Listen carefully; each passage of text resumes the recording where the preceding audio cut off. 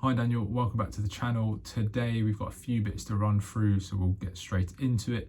First thing I've got noted is that the UK launches review of targets for sales of electric vehicles. The government has announced a consultation on its zero emissions vehicle targets. It comes following complaints from car makers that the current regime could lead to job cuts as demand for electric vehicles stalls.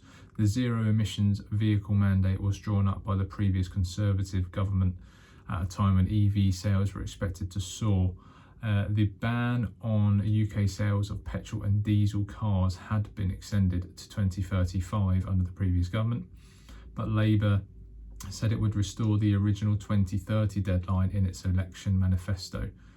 Under the current targets, a certain percentage of each car maker's annual sales are required to a percentage of each car maker's annual sales need to be zero emissions, with the percentage rising from 22% in 2024 to 80% in 2030. Companies face fines for missing the targets of £15,000 for each vehicle below the required level.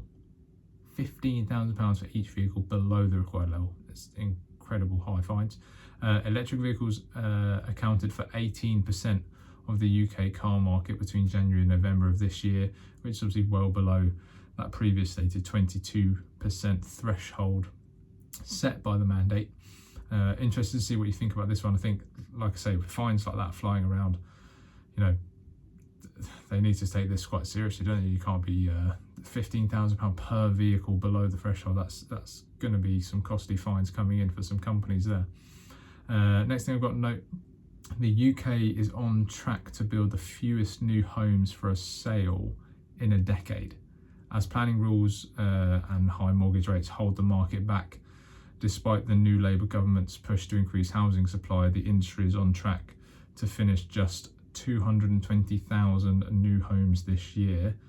Obviously, Labour has a target of 1.5 million new homes over the next 5 years, and at this rate it's not looking very likely. But if you think about it, why would property developers be willing to purchase new land and fly through getting these houses built if they're not shifting? If mortgage rates are too high and people can't afford to buy, then they're just going to be sitting on dead land, and they're not going to have any, not going to be able to turn those houses around and get rid of them. So they're not going to be building.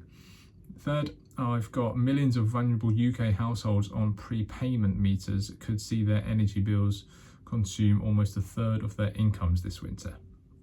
As temperatures drop across the country, the combination of higher gas and electricity prices and the typical seasonal increase in energy usage over the colder months would hit poorer families most. According to a recent survey, up to 4 million households with a prepayment meter would need to spend more than 30% of their income after housing costs on energy over December, January and February.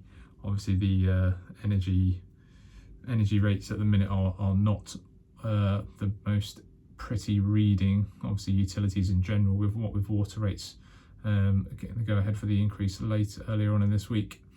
And lastly, to close out today's video, we've got a shorter week for the FTSE 100 today, this week, with the markets closing early on Tuesday and not open again until Friday. Trading volumes will be low. Despite this, the FTSE 100 kicked off this week up 0.2%, so it's ticked up slightly. A short, a small gain in that sector today, and that's all I've got for you today. I hope you've enjoyed. Let me know any comments down.